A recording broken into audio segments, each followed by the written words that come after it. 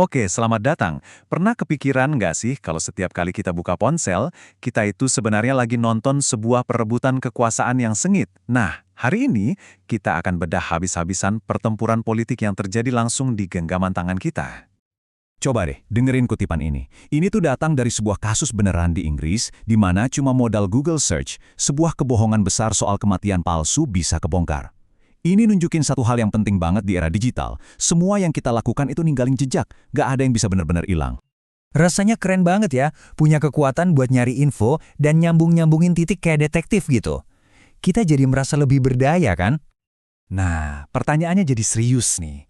Gimana kalau alat yang sama, yang bisa kita pakai buat hal-hal simpel, ternyata punya kekuatan buat ngerubah total lanskap politik kita?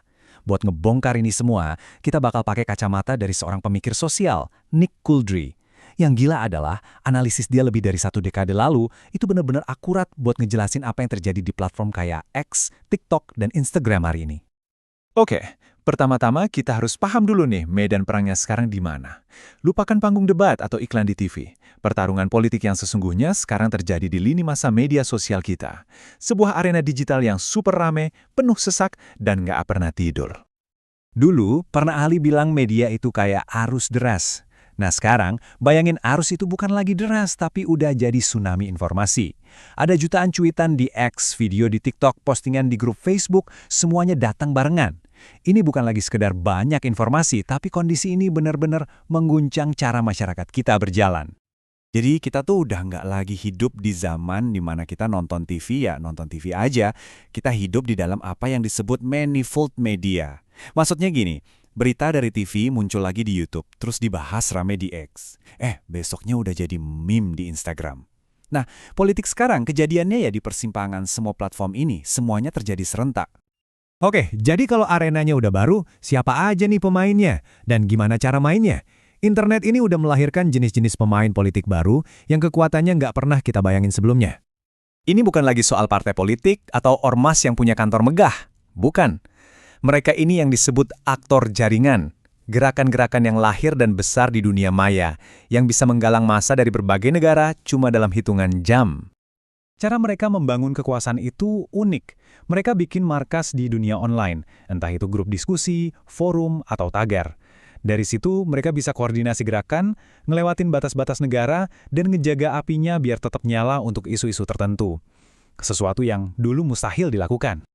Nah, yang menarik, ini tuh bukan hal baru loh, bukan fenomena kemarin sore.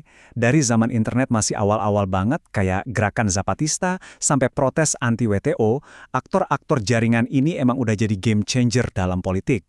Dan di zaman sekarang, kita lihat polanya berulang di banyak gerakan sosial yang dikoordinasiin lewat media sosial. Nah, di sisi lain, institusi-institusi raksasa, kayak pemerintah atau perusahaan besar, itu jadi berpori. Temboknya tuh kayak bolong-bolong. Email internal bisa bocor, video amatir dari pegawai bisa viral dalam sekejap. Contoh paling ekstrimnya kasus Abu Ghraib, di mana foto dari beberapa oknum prajurit bisa menyebar ke seluruh dunia dan bikin krisis buat negara adidaya. Semua itu karena kekuatan penyebaran informasi digital.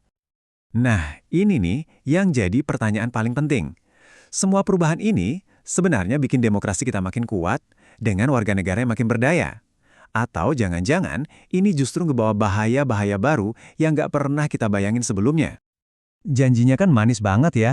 Semua orang bisa ikut bersuara, partisipasi publik meningkat, tapi realitanya gimana? Nah, platform yang sama buat kita ngatur demo lewat X atau grup WhatsApp, itu juga platform yang bikin kita bisa dengan gampangnya scroll-scroll video lucu di TikTok dan lupa sama isu-isu penting. Dan kutipan ini, wah benar-benar nonjok banget. Ini nunjukin paradoks zaman sekarang. Punya akses ke semua informasi di dunia, itu nggak otomatis bikin kita jadi warga negara yang lebih cerdas atau lebih peduli. Justru sebaliknya, buat banyak orang, pilihan untuk jadi cuek atau apatis itu jadi jauh lebih gampang. Oke, dari semua ini kita sampai di pertanyaan terakhir dan mungkin yang paling krusial. Di tengah semua keramaian dan kekacauan digital ini, siapa sih yang sebenarnya pegang kendali? Selama ini kan kita mikirnya politik itu pertarungan dua pihak aja ya. Ada penguasa, ada rakyat. Ada politisi, ada publik. Simple. Tapi, Nick Couldry udah ngingetin kita dari tahun 2012 loh. Ada pemain ketiga yang masuk ke lapangan. Pemain raksasa yang nggak kita pilih lewat pemilu, tapi punya kuasa yang luar biasa besar. Hari ini, mereka itu ya Meta, Google, X, dan TikTok. Nah, ini dia kuncinya. Perusahaan-perusahaan teknologi ini itu bukan cuma sekedar ikut main di dalam arena media, bukan. Mereka itu yang punya arenanya. Mereka yang bangun jalannya, mereka yang pasang rambu lalu lintasnya, dan kita semua, termasuk para politisi, cuma numpang lewat di infrastruktur yang mereka bangun. Jadi, ini pertanyaan terakhir buat kita renungkan. Kalau alun-alun tempat kita ngobrolin politik sekarang dimiliki sama perusahaan swasta, siapa yang sebenarnya punya kuasa? Politisi yang numpang kampanye, kita yang jadi penggunanya, atau justru segelintir perusahaan yang nulis kodenya, yang ngatur algoritmanya?